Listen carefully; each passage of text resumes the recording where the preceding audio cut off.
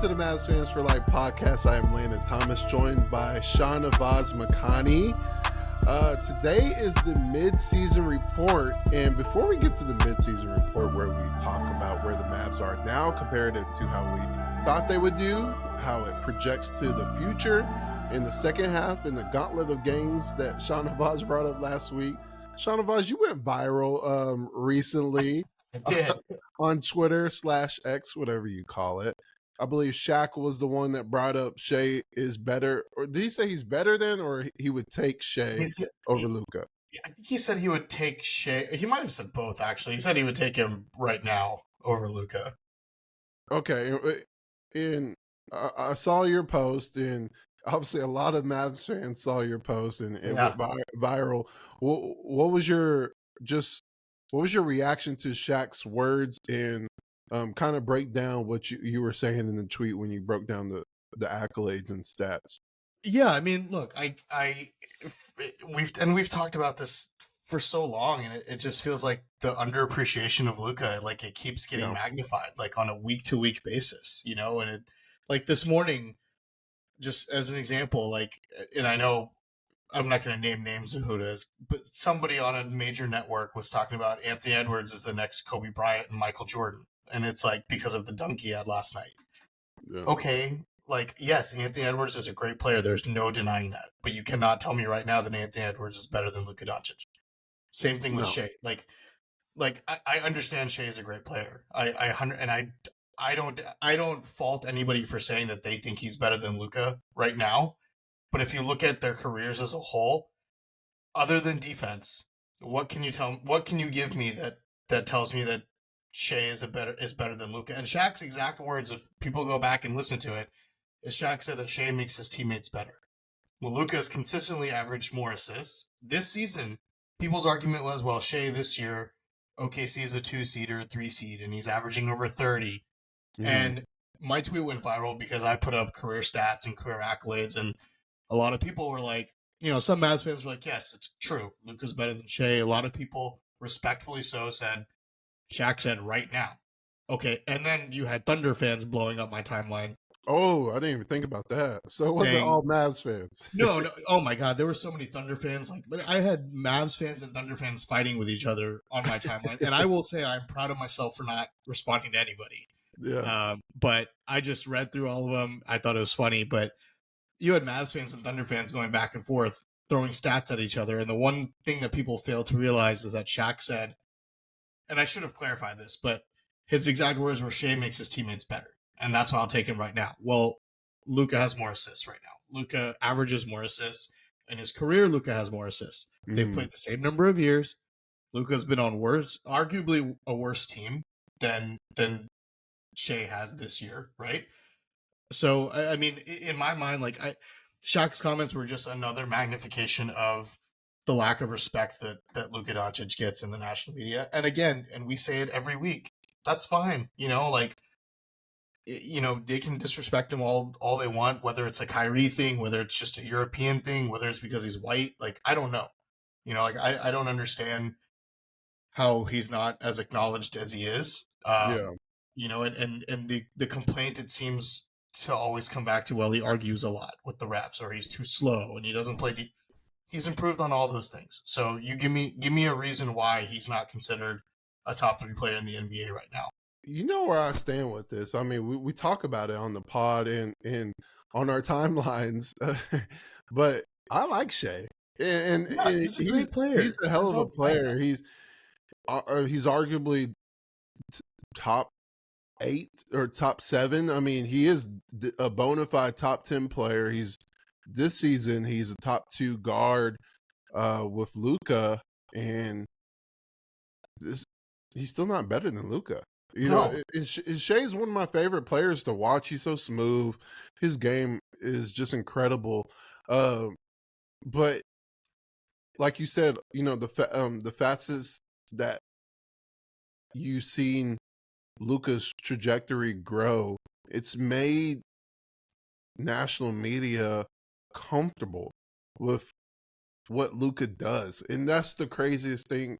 And I won't go down the rabbit hole, but it's going to be crazy to just see 5 years from now the accolades he has accomplished. Because honestly, if he gets one more All NBA first team and never play this season Mm-hmm. and never play basketball again, he's a Hall of Famer.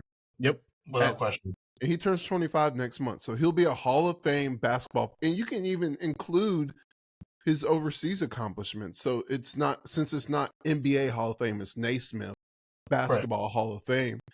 I mean, you could say he's arguably a Hall of Fame now. There's Hall of Famers who have 4 All-Star appearances.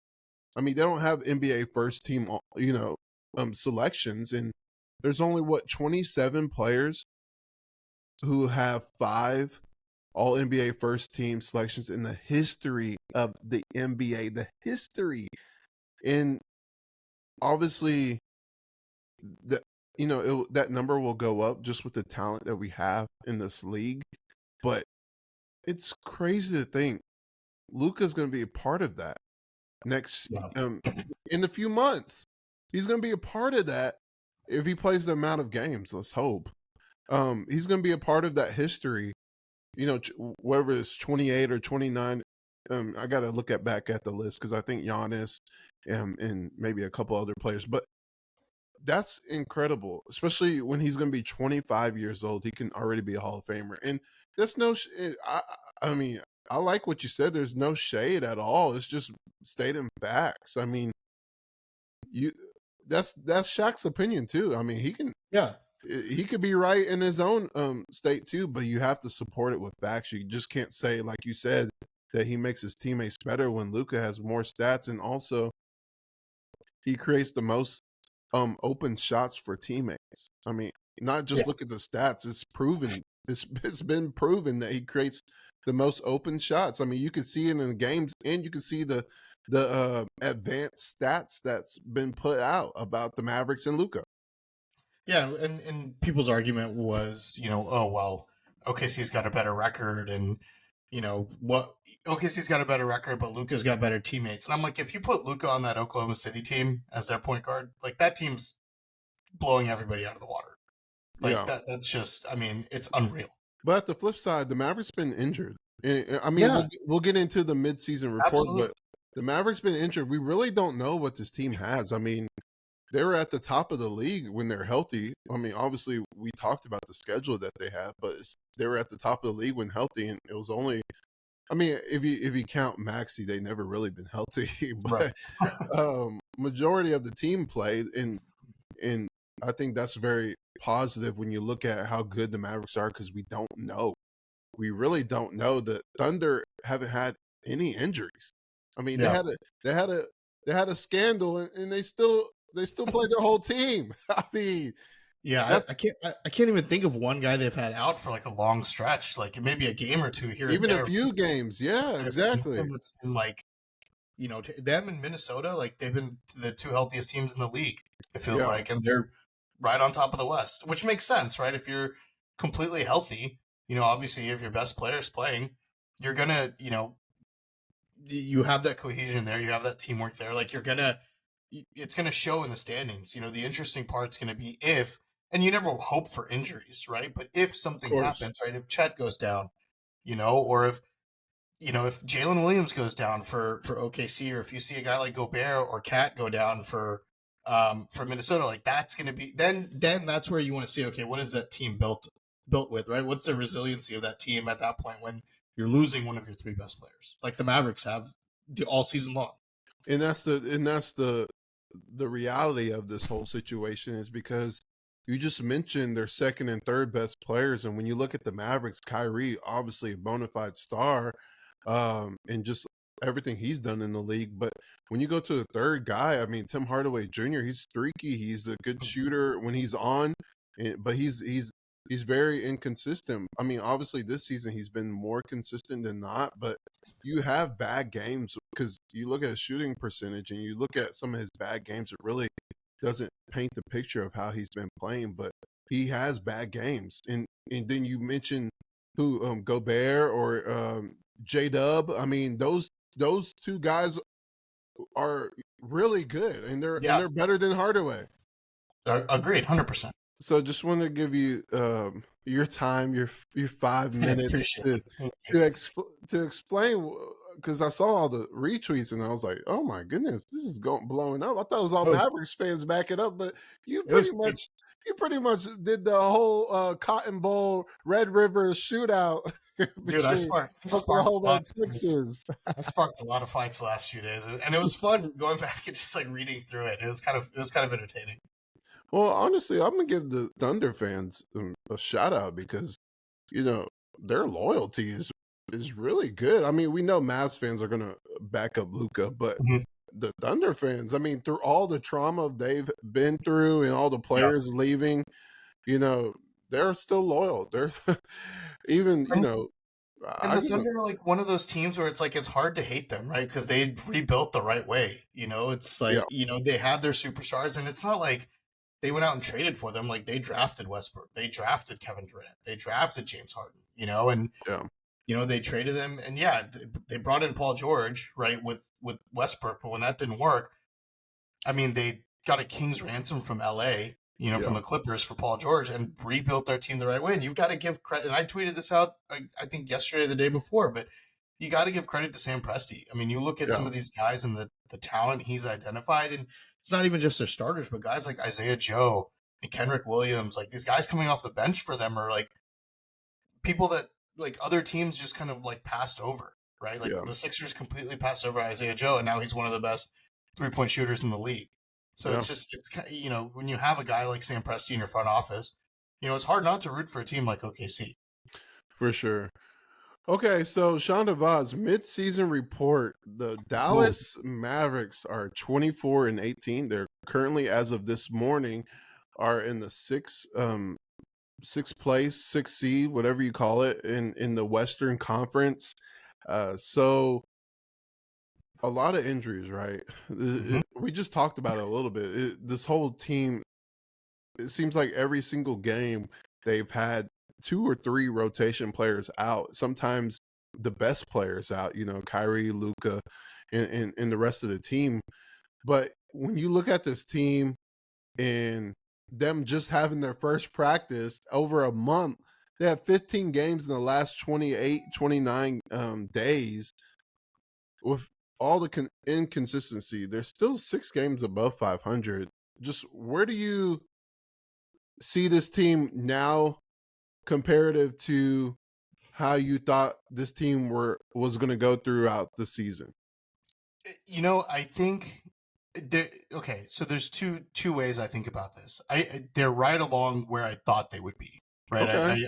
I didn't you and I said before the season started that the Mavs would be 6th or 7th seed, right? I think we kind of both agreed that they would fall somewhere in that range of either, one of the top play-in teams or right outside of the play-in tournament, Yeah. when it comes to the postseason. They're right, they're right there as a 6th seed. It helps that the Kings have lost 4 in a row. That's definitely helped the Mavs, keep afloat.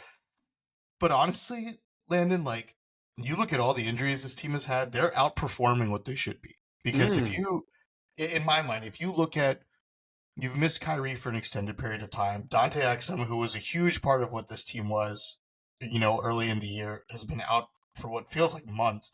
Maxey just came back, and you've seen some of the defensive impact that he can have, being out on the floor. He's looked good. Yeah, I'm and shocked. Derek Yeah. Lively's been out, a couple games here and there, and it's like what was the stat? Like Luka, Kyrie, and Derek Lively have only played like 17 games together this season, or Yeah. something like that, right? And the advanced metrics are incredible when Insane. they I think do they're it. 11-6 in those games. So, I mean, when you've had games where Derek Jones Jr. is missed. You literally are missing, 2 to 3 players in your starting lineup every single game, and you're still in a playoff spot. Like, I'm pretty sure most teams would take that any day of the week, and that's why I kind of look at it in two different ways because it's kind of right in line with where I thought they would be, but with all the injuries, if this team was healthy, they would probably be better. And you said it. I think you tweeted this out, and you just mentioned it also. And it's something that I wish more Mavs fans, because we know how Mavs fans can get, especially Mavs Twitter, like the whole like inconsistent aspect of the Mavericks. Like I get it, and I get it's frustrating. But when you play as many games as you have in a month period and you don't have time to practice and you've got people coming back from injury and you're trying to integrate them into the starting lineup, Mhm. like games like Wednesday night's game against the Lakers is going to happen. You know, Yeah. it doesn't hurt that Timmy and Kyrie went nuts Monday night and probably exerted a lot of energy. It doesn't help that Kyrie got bumped at half court by LeBron in the first quarter and probably was still hurt. Yeah. It doesn't help that Luka was probably still hurt, but he's not going to miss a nationally televised game against LeBron James, who is his idol. So you Yeah. take all those things into account. Like games like that happen. You know, if we fired every coach or wanted to fire every coach for, a bad game like that, every coach in the NBA would be fired. You know, like it just I don't understand the whole like every loss. It's like let's fire Jason Kidd and okay, well who's the replacement? Who do you want to bring in? Anybody. That's not how the NBA works. That's not how sports. You can't just fire a coach and say, "Well, bring me Phil Jackson out of retirement now, and Yeah. he's going to make everything better." So I think if you look at this team with the injuries, I think they're outperforming expectations just from the standpoint of when you have that many rotational players that are missing time, and you're still out above the play-in tournament. Like that's pretty good in my mind. Like you would expect teams to be struggling if they're missing 2 to 3 players of their starting rotation every single game. Yeah, and you know me, man. I pretty much keep it real. I don't like to lean in either direction. Because you got to have a balance. You got to look at Sure. both sides, and that's what I think. That's what the tendency always comes down to when there's lost games, and then when the Mavericks beat a team like the Timberwolves, they beat a team like the Knicks. That stuff that is in the other side, it gets ignored. It's just like 100%. let's just highlight Luka and Kyrie. But you gotta look holistically what really happened, like some of the things that Jason Kidd did do, or some of the things that Dwight Powell did, or you gotta look at some of those things when it goes good as much as you do when it goes bad. I mean, when it's bad, it's deserved. I mean, Yeah, absolutely. if kid messes up, he messed up. He needs to get better, and that's the problem. You gotta criticize when it's bad, but you gotta highlight when it's good, and that's all I'm saying. Kid could be better, of course, 100%. He could Absolutely. be better. But he's But not as bad as people make him out. Like he's he, improved in a lot of areas. I think we criticized the crap out of him last year, rightfully so. And I yeah, it think you was and I can both horrible. agree that he's improved. Yes, he Like has improved. The only thing that keeps being inconsistent is his timeout management.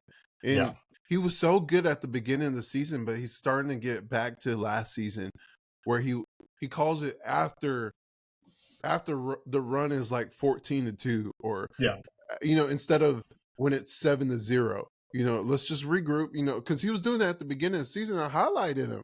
And now it's going back to let's wait until it's 16-3. You got to get better at that. But like what he has done is incredible. I mean, I've said and I'm talking about the good things he's done is we highlight Dante X and we highlight Derek Jones Jr.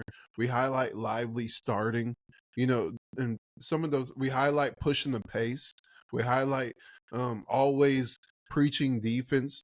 We highlight being accountable because that is something that kid does. Is he has the old school way of just saying what he wants in post game press, and it sounds bad. It gets a lot of clicks, but that's the old school way. Just tell it like it is. And those are the good things that kid does. But you got to see it for what it is. And I think you just got to stay both ways. yeah. No, I agree. I mean, I think when you look at it from, I think when you look at it from both angles, you're absolutely right. Like, has he improved? Absolutely. In a lot of ways, I think from last year he has. But yes, there are things you can criticize. Like I think that's a very valid argument. Like there's definitely things he can be doing better. I look at this team and I say, I mean, it boggles my mind that they've won some of the games, like the Minnesota game, the New York game, like those are great wins, and then obviously you have the inconsistencies like against LA, but you have to look at the injuries and you have to look at especially the schedule that the Mavericks have had the last month. You alluded to it that they haven't had time to practice. Like they haven't had time to really get together and kind of figure out a game. They're kind of just going on the fly at this point, and that's hard. That's really hard, especially when you've got players coming back from injury. It's not like everyone's been healthy and there's this understanding of I don't say understanding of roles because I don't think there's that confusion, but it's like an understanding of just kind of like how you're supposed to play together after it's been so long since you've done it. And I just got one request. I mean, if you play on national televised broadcasts, please, just please play good because because just make one more 3-pointer, please. Please, because the reason I say this is because not because the people that are watching the games like we do, we're seeing every single game, but I'm talking about the people that don't watch the Mavs. You're getting these insane comments on how, Luka doesn't pass the ball, or when Kyrie just had a bad night shooting the ball, and Luka's hogging. When THJ got his shots, he just missed, and that's the problem because the last time they played the Lakers, Kyrie and Luka, they scored like 30 points both, and they beat the Lakers. But they talk about this latest game. Yeah, and that game was, I think for the Lakers it meant more, and I'm not. There's no excuses, right? Like you absolutely have to play better, and maybe this falls on Kidd in the sense of, when you're missing that many threes, like maybe change your game plan. But at the same time, like how many times has Jason Kidd come out and said like we're a 3-point shooting team, like we're gonna shoot, if we don't make them, But I think the way that the Lakers have been playing, and then they go in and they change their lineup, back to what they were at the starting, at the beginning of the year. I think there was motivation there. Yeah, and then it's just hard to guard a guy like Anthony Davis when he's playing the way that he's been playing. Like I don't think anybody in the NBA could defend. Like the guy is playing probably the best he's played in half a decade. I mean, he's finally healthy and looks like his old dominant self again. So it's kind of hard. You don't really have anybody to match up, against him. Yeah, but then you can also say, even though he was getting the best of Lively, Jason Kidd didn't play Lively as much. I mean, Lively wasn't in foul trouble, so Jason Kidd could have played him more. Yeah. But, it's where they're at right now. I think overall, like you said, I think you have to take the positive about it, and you have to see with this schedule where they're really at the end of, the games that you mentioned last week is once the Mavs get healthy. Because I even asked Kid, I was like, how have you and the coaching staff grown this season throughout the injuries? Because I just wanted to see, how they've grown. Is it have they game plan harder, or have they spent more time with the guys on the bench to just get them prepared for games, or just what have they done through all these injuries to be up 6 games above 500? Because honestly, they should be in the play-in spot or below, especially like you said, with Kyrie being out that much, and Luka even missing games. So and he said that they prepared well and have guys getting ready for games, and then also they just instilling that next man up. It's always the next man up, be ready. And we've seen that with Hardy's in some of the games. We've seen that with Steph Curry. He's had a couple of really good games, and you the list goes on. Dwight Powell has stepped up. He looked good a few games, but at the same totality, I mean, you still gotta play really good when the team is healthy, and that's going to be what's concerning, is when the team is healthy and people are not playing at all. How does a team gel when they're not used to what it should be, what the natural rotation is? Because we haven't even we've seen like a few minutes of Luka, Kyrie, Exum, Derek Jones Jr. and Lively. I mean, Exum got hurt, so then we didn't see that that starting lineup, and it's back to plug in and play. So that's going to be something that I really want to see when the team is healthy against these big gauntlet of games. Yeah, and I think missing Dante Exum, I think it's huge, right? Because Yeah. he's normally guarding your the opponent's best player. Yeah. When you get him and Derek Jones Jr. out on the floor, I mean, you've got two lengthy defenders, and then Lively can kind of do his thing, under the basket. Like I think without either of those two guys, those wing defenders, and Exum and Derek Jones Jr., you're kind of putting yourself, at a liability. And I think that's why Yeah. you've seen, the Mavericks had a top 5 defense, in January up until that Knicks game, and then you've kind of seen it fall off a little bit, in the month of Yeah. January, just with X amount, which it happens. Like injuries are a part of the game, but you have to. And we said this last week, right? If the Mavericks come out of that weekend 500, right? Like if they split the games with the Pelicans, that's kind of the best case scenario, right? Like Yeah. that's what we wanted, You're right. and they did it, albeit it was weird, when you've got all your starters in and you know, you get killed, and then they've got all their starters in and you're missing players and you go and knock them off. But, um, this is a huge stretch, like you said, and it's going to be interesting to see now. At least you've got Maxey back. I would presume he's going to play a little bit more, especially against bigger teams like Boston and Phoenix next week. Yeah. I think you're going to start to see him, especially as he gets his legs under him. They'll start, kind of utilizing him a little bit more. The hope is out on the perimeter, but he's also another really good defender. Like people forget that Maxey's, was a really good on-ball defender last year before he got hurt. Yeah, I'm really glad to see him healthy because I criticized him. He at the beginning of the season, he looked horrible.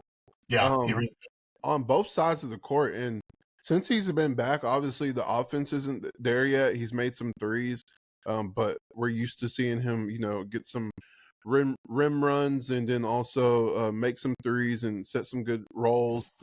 And I think the best thing about it is he's getting back in shape. I asked him just how's he feel physically and mentally, and he said he's still getting back into the rhythm, and I think that's the beauty of it, is because he's still getting back in the rhythm, but his defense has been outstanding since Yep. he's been back. It's been incredible, especially next to Lively.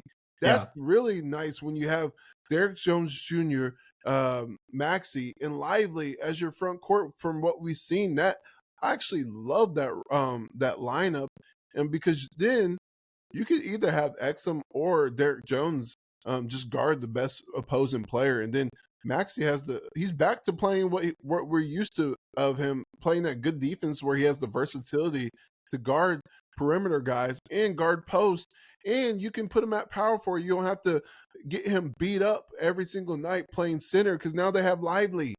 Yep. Yeah, and that increases your depth, and it Yes, gives you more rotation. Like if you, to your point, if you're putting Exum in the starting lineup, you can rotate Maxey and Derek Jones Jr. in and out at the power forward, right? Like that gives you exactly. a bit more versatility, gives you more depth. Depends on, hey, do we need offense off the bench? Well, then let's start Derek Jones. If we need, defense, or if we need to, we know we need to score more, like Mhm. against Phoenix. It's not going to surprise me if they come out next week and, like you said, it's Luka, Kyrie, let's say Dante's back, you put Exum at the 3, then Maxey and Derek Lively. Like that wouldn't shock me if you've got a guy like Maxey in there to defend KD, or even if you go Derek Jones Jr., a guy who's lengthy enough to defend KD kind of straight up, right? So you've got all these changeable pieces now where depending on matchups, you can go in and kind of move things around just based on who your opponent is. It doesn't have to be a set other than Luka, Kyrie, and Lively. You've got those two other starting spots that you can kind of move around as Mhm. chess pieces depending on who you're going to play. And not only that, when you have a full roster, you don't have to play Exum 35 minutes. You don't Right. have to play Derek Jones Jr. 40 minutes. You got guys on the bench that can come in and plug and get you 15 to 20 minutes, like Josh Green.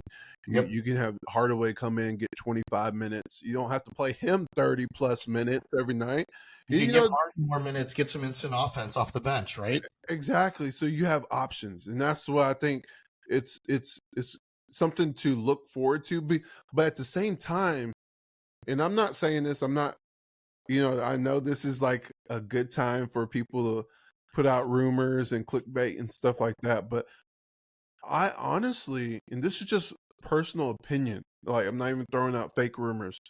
This is a personal opinion. I honestly think nothing major is gonna happen this season, I like agree. we've seen the past 2 years, right? Because I really think Nico wants to see this team healthy. And I'm not saying it's a contender. I'm not saying that at all. But I'm saying he wants to see this team healthy before analyzing what he has to fix. Yeah. And that's the problem. We haven't seen this team healthy. So I think he wants to give the next 3 weeks. And look, the last 2 years, I mean, he's made out of he may like beat the buzzer trades at the deadline. So he still has less than 3 weeks to analyze this team. It looks like they're on the road to being healthy here in the next few days. So that's a good sign, and it gives him a few weeks just to analyze the team against great Hmm. teams, not just like playing the Pistons, Spurs, Wizards. Like you're playing the gauntlet of teams that you've mentioned last week, and you really get to assess what does this team need. And that's the beauty of it, because maybe he might do a small trade, but I don't think he'll do anything um, big like a starter until the off season, when you have more expiring contracts. You actually know what you're going to get from this team. You see how they play when they're healthy around Luka and Kyrie against good teams. See where they're at in the standings, and there's so many different things you can analyze, but it's hard to analyze when there's like two or three really good players on your team out every night. Yeah. And I think you tweeted this out a couple of days ago. It was like, what do you expect the Mavs to do? Or something. It was something along those lines, right? And I think I said the same thing. Like, I don't expect a big swing like the Mavericks have done the last couple of years. Yeah. For one, to your point, like what is this team? Like, we don't know. Like we saw them start 6-1, and then kind of go 500 a little bit, and then go on a winning streak, and then it's kind of been up and down. Mm-hmm. There's 6 games over 500, which is great. But the West is so kind of crazy right now that like they're Yeah. 4 games out of second, but they're 4 games out of being like last. So it's like you're kind of in the middle. Like, being in the middle of the pack may not be a bad thing. And I think it's hard to judge this team, like you said, in terms of what they are without having everyone healthy. Mm-hmm. In terms of like and the other point I was going to make is I think the other reason you're going to see the Mavericks wait until the offseason is what we've seen the trend be over the last few years for superstar trades, and it's all surrounded around draft picks now. Like, you're seeing, Yeah. you're not seeing these like 1-for-1 swaps on players, or just players in a second rounder. Obviously the Kyrie deal was different because I think Brooklyn just wanted to ship him out, but the Mavericks still Mhm. had to give up 2 players and a pick for that. But you look at the Pascal Siakam trade, right? Like, the Pacers just signed Bruce Brown this offseason. Here he goes, and 3 first-round picks for a guy that now they're going to have to pay a max salary to. Like, that's the going rate now, Yeah. is giving up multiple first-round picks, especially to teams that are looking to offload players from like a previous kind of regime or a previous successful team, right? So anybody that you expect to get moved, if it's a Jeremy Grant, something like that, like, it's going to take draft capital now, and the Mavericks, unfortunately, won't have that until the offseason. So I think when you combine, you know, the fact that they can't utilize their draft picks, plus not really knowing what this team is, Yeah. I think small moves are gonna be what Nico is gonna do. To your point, I don't think there's gonna be a big swing, and honestly, I don't even know if it's needed. Right, I think this team just needs to get healthy, and maybe you add another couple of depth pieces here and there that can kind of come in and, like, act as a band-aid while, say, Dante Exum's hurt, or if Derek Lively's hurt, something like that. Like, you have these guys that that can come in and kind of take over, for a couple of games if necessary. Yeah, like a Biombo or something like that. Yeah, like, You need those type of moves, because especially, not only that, it is, trade deadline. That's when your blood is boiling, the clock is ticking louder. You have to be a little desperate, and that's what the Pacers are. They're willing. Well, obviously the Mavs are in a better position because they have Luca, and then they have Kyrie. They have a second guy. The Pacers had a lot of great role players, mhm. but they didn't have a second guy. So, but but most teams are desperate around trade deadline. But when you hit the off, because they're trying to make a playoff run. Yeah. with these trades. But when you hit the offseason, you can really not put as much assets as you would at the trade deadline. And, 'cause especially when a team like the Blazers are hitting reset, or any other team that you're really trying to get grab a piece Mhm. while they rebuild. So I think it's going to be interesting how it plays out. And who knows with Nico? You never know. He could go for a starter, but I think it's tough when the team is not healthy and you're really making a move just to make a move. Like, Yeah. I can understand if he makes it at the last minute, like a buzzer beater, when you have 2.5 weeks to assess what this team is when they're healthy. You say, okay, we do need something right here. Oh, let's grab this player right here to help us out. Yeah, and you never know what offers are going to be on the table. I mean, in the next couple of weeks, like who knows what could change? You know, if teams start struggling and kind of That's fall out true. of that Yeah, playoff race, like I think Indy, for to their credit, like the East is kind of a 4-man race, right? Like you've got Boston, Philly, and Milwaukee, and I think Indy felt okay if we can get that additional piece. Like they've already beaten Milwaukee a few times this year, so for them, it's kind of like might as well go for it. You know, the West is a lot different. You know, though outside of Denver and Minnesota, it's like everyone is kind of you within a couple of games of each other. You know, so does that mean you got your team to go for it, or and in the West, is true. anybody Yeah, in the West going to trade? You know, is hypothetically speaking, is Golden State going to trade Wiggins and Kuminga to somebody in the West, or would they rather send them out East? You know, like just you never know, right? Like I no, think as you get closer to trade deadline, you're going to start seeing. I think the next couple of weeks, just based on where teams start finishing, like Brooklyn. You know, if Brooklyn keeps struggling the way that they have been, like, is that a team that, if you're the Mavericks, can you go get a Royce O'Neal? You know, can you go bring back Dorian Finney-Smith? You know, like those are some of the things that you can make small moves like that can help the team. But dude, I don't think they're going to go make a major swing for a near max player or anything like that. if they do, that's just credit to Nico. But Yeah, I mean, obviously, you would want a Jeremy Grant, you would want a PJ Washington, you would want a Kyle Kuzma, you would want some of these guys that are in these fake rumors, but at the same time, it's really tough when you play 15 games in 28 days. And really and is. not even one practice. Like every single game you have, you're playing with different players. The Yeah, Mavericks have used 24 different starting lineups. That's is that the most? Is crazy. that the most in the NBA or That's the close to it? most in the NBA. No. And that's ridiculous. So let's see what they have in the next coming week, which is going to be tough. I mean, you really have to start off with the Boston Celtics, and then you have the Phoenix Suns, who are doing well the past few games, and Surging. Yeah. and then you have the Hawks, who are just a wild card. You would think they will, you could beat them just by your talent, but they always are a wild card. They can beat you by 20, or they could lose by 40.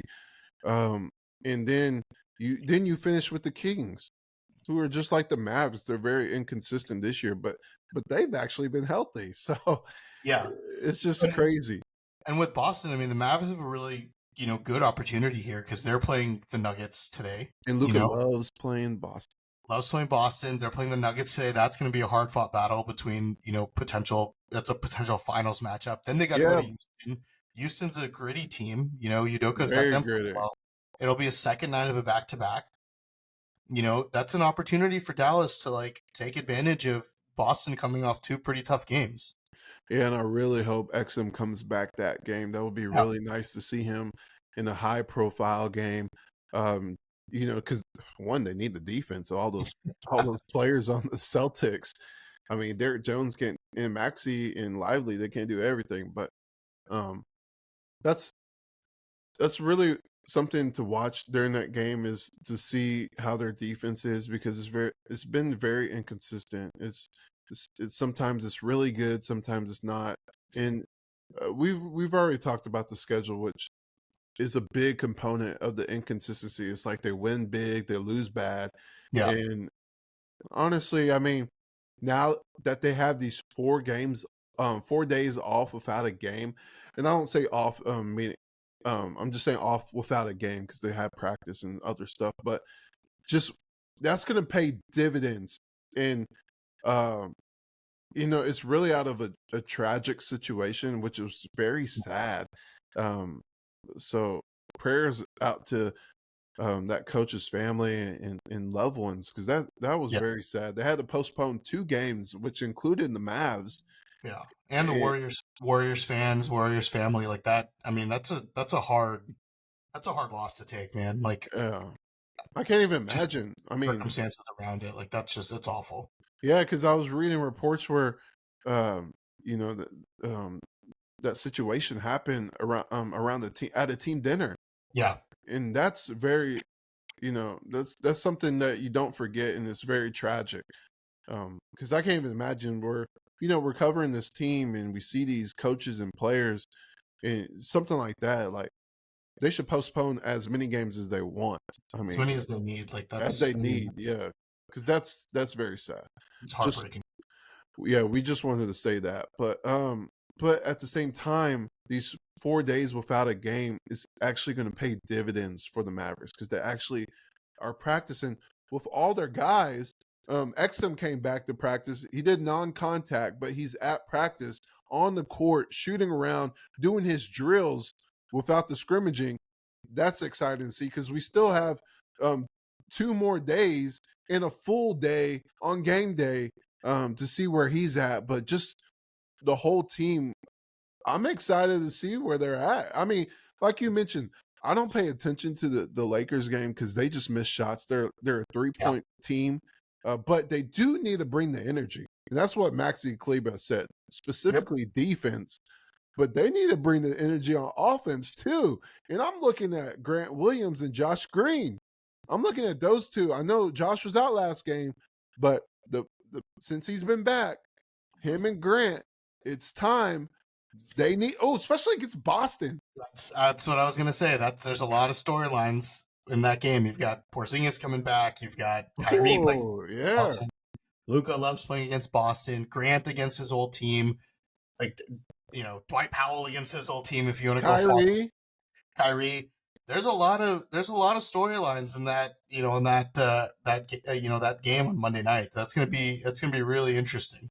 Too many storylines. I can't even. Yeah. My mind was going crazy when you're listing them all. But man, that's something that they have to do is bounce back and find some consistency. I don't even care if they lose games, but you gotta fight hard. You gotta Yeah. play hard, and you gotta defend, because they need defense on these teams, especially after that game. You got Booker and KD. I mean, you gotta really defend your tail off. And there's so many storylines every single game. There's a storyline every single game. You already mentioned the Boston one. We know the Suns, all those storylines. And And it's then the rivalry game against Atlanta. Atlanta with Trae Young. Trae Young always, even though they're cool now, Trae Young always tries to outshine Luka. And And then Luka then against the Kings, which he who loves playing the passed them Kings. out? Yeah. Passing over him. Yep.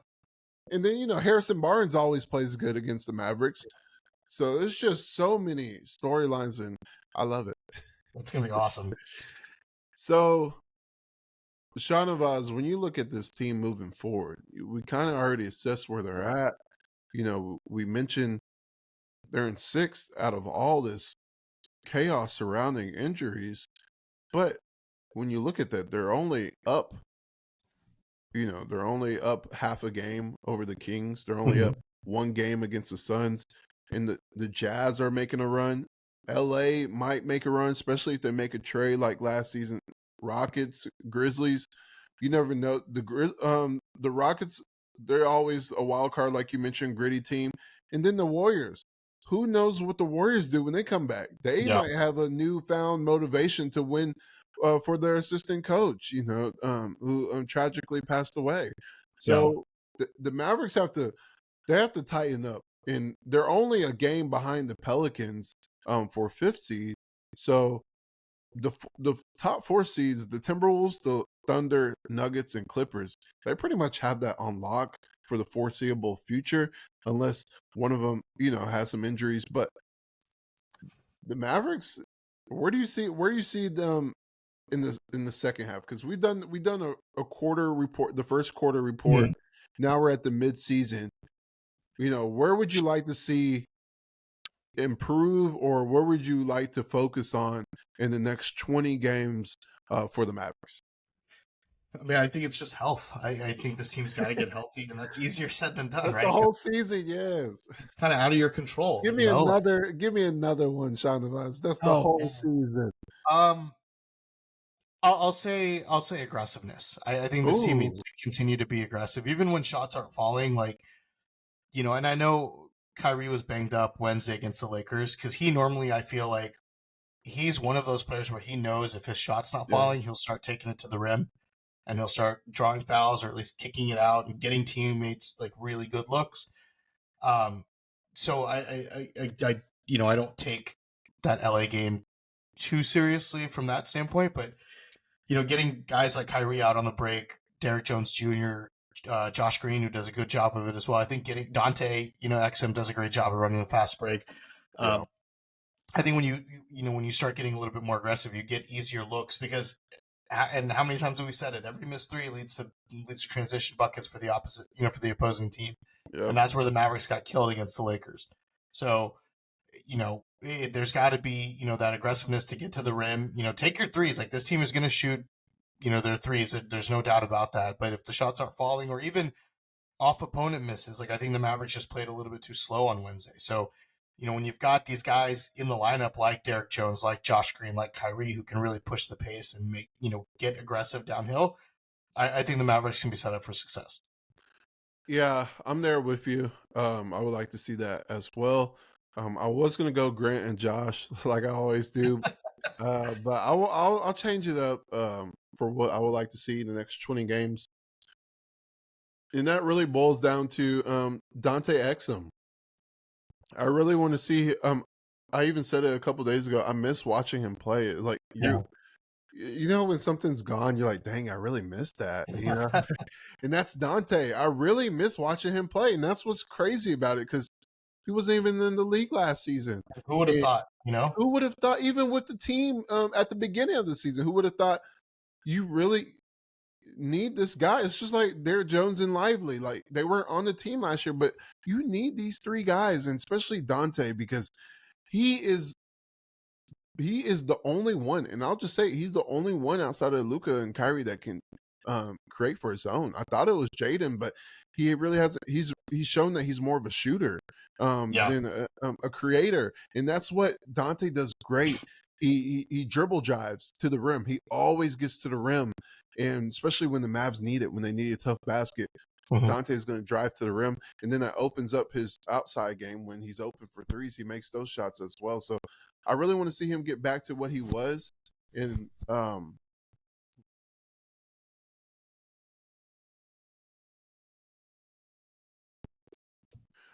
I really want to see what he brings to this team when they're healthy, because I think that opens up everything. Because not only that, he plays defense, he plays full court defense, and he plays Yep. defense much better than Josh Green. So I think when we see those three guys that are interchangeable regarding being able to create their own shot, I think the pressure falls much less on Luca and Kyrie. And I know, these are talented guys; they can do whatever Mhm. they want on the court, but it really does bring back the pressure on those two guys when you have a third guy, because that's what all these teams at the top of the league, especially the Western Conference, they have a third guy who can score, or they have a third guy who can create, who can dribble. That's pretty bad that you have to say that, but on this Mavericks team, it really is the third guy who can dribble, because Hardaway's a shooter. They have so many shooters on the team, but Dante can do a little bit of everything. I can't wait to see him back. It's gonna be awesome. It's gonna be awesome. Okay, so Shahnavaz, last words. Where do you see this team? Okay, so we record on Fridays, but I'll still ask, where do you see the Mavs finishing next week against those four teams? What the record? Against those four teams, I'm gonna be optimistic. I'm gonna say the Mavs go 3-1 Ooh, next week. I've got faith. okay, all right. I've got faith. I'll say 2-2, All right, and that's fair. I'll say the Mavericks beat the Celtics in a shocker. Yep, I'll Get agree with that. everyone hyped up again and just forget all the criticism. And then they lose to the Suns. Okay. Um, and then they beat the Hawks and then lose to the Kings. Okay. I'm gonna say they beat the Celtics, they beat the Suns, then lose to the Hawks coming off of two crazy victories, and then beat the Kings. That because the reason I say that, well, the reason we both say that Hawks Kings is a back to back. Yep. That's Friday, why. Saturday. Yeah, I think So, coming off two emotional games, I think that Atlanta game is gonna be tough. yeah. All right, you heard it here, folks. We'll see y'all next week. Thanks.